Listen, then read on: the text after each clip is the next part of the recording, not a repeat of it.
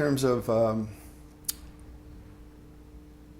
the schools as a social institution are embedded in the larger fabric of society. And I would say, in very general terms, everything else that's also embedded in the larger, the other components of the larger fabric of society also bear upon schools and what happens in schools. So the work that I do, which is focused more on individual students as they move through the education system, as a framing of a lot of many of the questions that I address, my research questions, I use what Richard Jesser, a developmental scientist, has coined the overlapping spheres of influence imagery. Overlapping spheres of influence, and those are institutional spheres. And my research focuses in on the close-in, up-personal institutions that children experience every day in their lives. Family, neighborhood, and school being the big three. So those institutions overlap in the sense that because of the way our world is constructed, children who are in poverty-level families tend to also live in high-poverty neighborhoods and also tend to go to schools with a large enrollment of poor children. So poverty characterizes, in some sense, the institutional settings that across the spectrum that they experience, family, neighborhood, and school. Children of higher income families or professional families, so they're not poor in their family. They tend to live in neighborhoods that are not poor, or wealthier suburban neighborhoods, and they tend to go to schools that without a large enrollment of poor children. Children tend to go to school with other children like themselves. And so at the higher end of things, you have those overlapping spheres also intersecting. Wealthier families, wealthier communities, wealthier schools. And so if as a research agenda you focus only on family, you're missing these other institutional contexts that also come into play. Poor children, in that sense, tend to be triply disadvantaged, not just in their family life, but also in neighborhoods and schools. And children of privilege tend to be triply advantaged, but not everyone, because there's mixing. Okay, so it becomes more challenging to try to sort that out. But in any event, so the three institutional settings that I try to understand in my work are the family, neighborhood, and school. But those are the up close and personal institutional environments of children's personal development and academic development. But families, neighborhoods, and schools are also embedded in larger institutional settings that come into play. So you have the characteristics of the school district. You have the characteristics of the state. So there's a embeddedness that gets more and more encompassing. And then you have the national culture and the resources that are directed to schools through the federal government. And then you have the world community.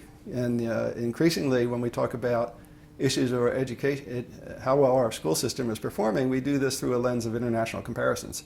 Oh, our children aren't testing as well as those in China or in Japan. And that has implications. Then we start thinking, well, what do we need to do better to keep up with those other countries that are thought to be kind of the envy of the world? And so, yeah, it's hard to think of any important institutional context or setting that's irrelevant to life in schools.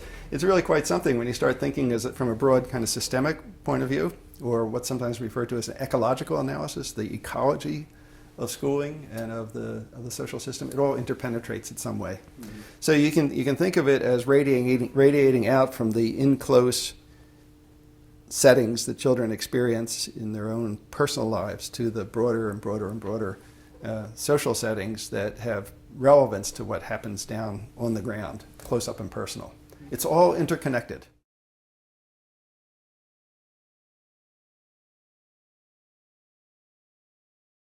Well, my first thought is it's not quite correct to say we haven't made progress in narrowing the achievement gap. In fact, over the last 30 to 40 year period, depends on, if you start back with the Coleman report, large achievement gap across racial and ethnic lines and across income lines. If you look over the sweep of the of this roughly 50-year period, there have been times of considerable progress. They don't tend to get the popular media's attention to the same extent as the challenges, the problems get. So, for example, through the latter 70s into the early 80s, the achievement gap, talking about nuts and bolts of standardized test performance, comparing African American children and whites and Hispanic children and whites, that achievement gap in domains of reading and performance declined by about a third, which is none too shabby. That means it's still 2/3 of what it used to be. But you did see achievement gap closure of a very appreciable sort. Sadly, that progress wasn't sustained, and there has been, in the latter part of the 80s through the 90s and continuing today, there has been some increasing again of the achievement gap. So it's not as though that the achievement gap challenge is impenetrable. There have been times of impressive progress, and then also times of where the progress has been stalled or reversed. In recent years, what's happened, and this isn't really on the radar screen of the popular press, it should be, is that the achievement gap along lines of family income has exploded, become much larger, and is much larger than the achievement gap across racial and ethnic lines, which is what we often focus in on, the black-white difference in school performance, or Latino-Hispanic-white. So what we've seen over the last 20 years or so is a large increase in the achievement gap, comparing children whose families are in the upper fifth of the income distribution versus the lower fifth of the income distribution, for example. That achievement gap has exploded. And so, I mean, there are issues, and really very, very probing and challenging ones, but often they're not the issues. The issues that command attention in the professional literature often are different than the ones that we see in the popular media. You'd be hard-pressed to find more than an occasional article that has talked about the family income achievement gap. But it's where the action is nowadays. And in point of fact, what's happened is that as income inequality has increased in the United States over the last 30 years, the very wealthy have become very wealthier. And in terms of the trickle-down implications for children's performance in school and their test performance, what's happened is that the achievement gap separating middle-income families from the highest-income families has gone way up.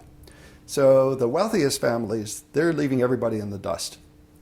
And that has important implications for all sorts of education policy and programming decisions, but it's not very prominent on the policy reform agenda because it's somewhat hidden from view.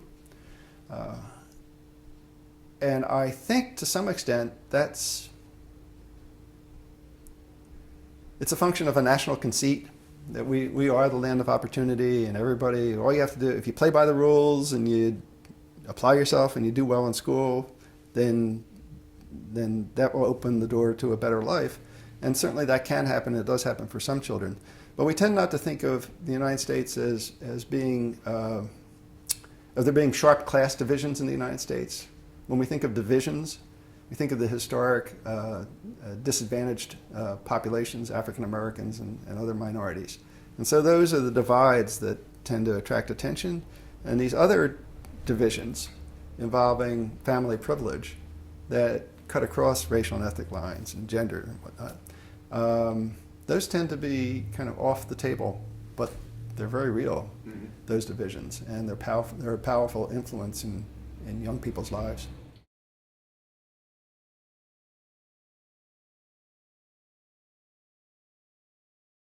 Well, let me just take on that one issue because it's one that I've given some thought to. And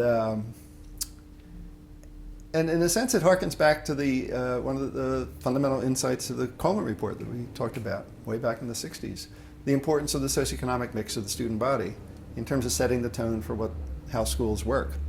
And here, in relationship to this, what we've seen on the evidence of the trends in income inequality and how those have filtered down through the education system, one implication of that, I think, is the importance of trying to create school environments with a healthy socioeconomic mix.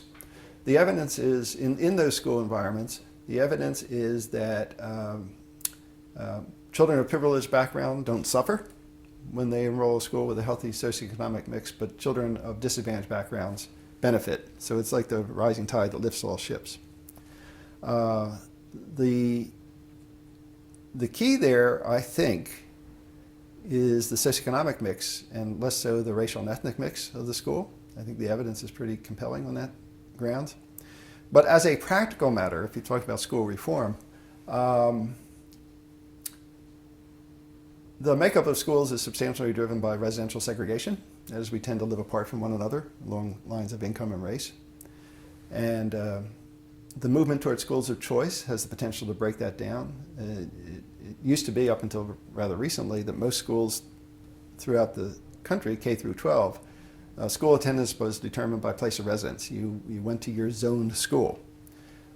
Today in Baltimore and increasingly in schools throughout the country, school attendance is separated in principle from place of residence. Citywide attendance patterns are becoming increasingly popular, where a child, based on his or her family's wishes, could attend a school anywhere in the city or in the district. So that movement towards more open enrollment patterns has the potential to kind of break the tie between neighborhood poverty and school poverty. But to do that,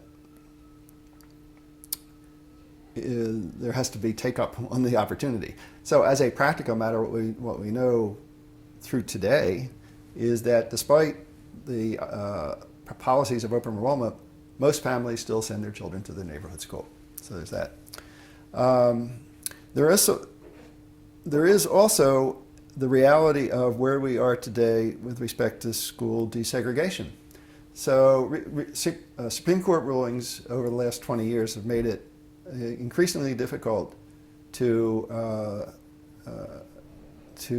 put forth school attendance plans that revolve around racial and ethnic identity or status. The vast majority of schools that were deemed to be desegregated throughout the South and beyond the South through explicit policies of racial segregation in the schools, the dual school system throughout the South. Most of those schools have been allowed to return to what's referred to as unitary status. That is, they're no longer under court order to maintain desegregated schooling. They can go back to whatever the natural way of assigning children to schools would be. And the Supreme Court has ruled increasingly that race as a factor in school placements is no longer permissible. So if we as a society think that integrated or desegregated schooling is a good thing, we have to get to it in some other way. Now, the most effective way would be to integrate or desegregate our communities. That's a different kind of challenge.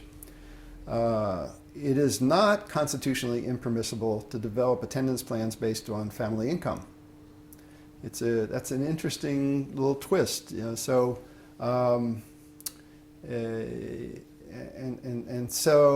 that's constitutionally permissible, and some school systems throughout the country that want to be proactive in creating more diverse environments for their children's schooling have implemented plans based on socioeconomic criteria for school attendance as opposed to racial and ethnic criteria.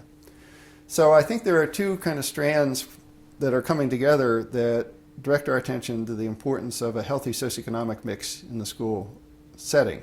One strand is the research evidence that everybody seems to do better when you can achieve that. The other strand is the practical policy drift that makes it increasingly difficult to integrate schools to develop explicit, proactive school integration policies based on race ethnicity, but allow school integration policies based on socioeconomic considerations.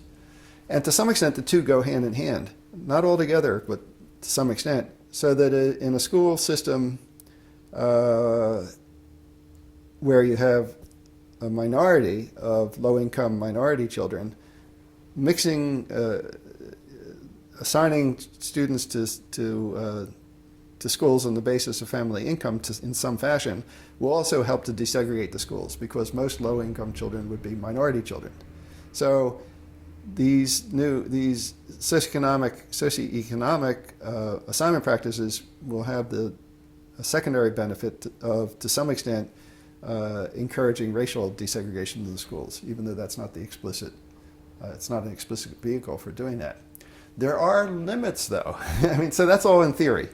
In practice, if you look around in Baltimore, for example, where 92% of the enrollment is African American, and 80-some% of the enrollment is low income, how on earth do you achieve a desirable socioeconomic mix or racial ethnic mix with those kinds of numbers? It just cannot be done in a truly meaningful way in places like Baltimore.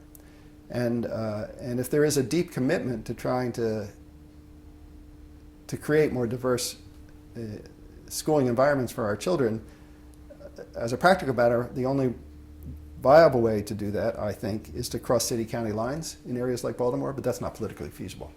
Yeah. So let's take the best case scenario, using racial integration as the standard. In a school system like Baltimore, and in round numbers I'm going to say 90-10, 90% African American, it's actually in school makeup, according to the school systems records, is like 90%, roughly 90% African American, 8% white, and 2% everybody else, Hispanic, Asian, so forth. So if you could create a maximally desegregated environment in Baltimore City, the standard in literature is that the racial makeup of every single school would approximate the racial makeup of the city enrollment altogether. That means every single school in Baltimore City would be 90% African American. In the standards of literature, that's a hyper-segregated school. That is 90% or above single group makeup, whatever that group is, poor students, African American students. So think about that. You know, the best you could do, the ideal, maximally desegregated school system that you could have in a place like Baltimore is a hyper-segregated school system. That's hardly satisfying. So, so there are those issues, and I think the literature, the research literature can inform them, and hopefully encourage people to make wise decisions about policy. But the research literature doesn't change the way things are done. That falls to other people. And there are very practical systemic challenges, contextual challenges, the importance of social context. In a school system that's 90% African American and almost 90% poor, how do you get a healthy socioeconomic mix in all your schools? It's hard to see a way to do that. And so if we're going to achieve educational excellence in places like Baltimore, it has to be in some other way, by the educational programming that we can bring to bear. And that's fine. We want to do that as best we can. But to me, it's a disappointment that we can't get kids attending school together with a greater degree of diversity in the way that we would like our society to be organized. It's very challenging.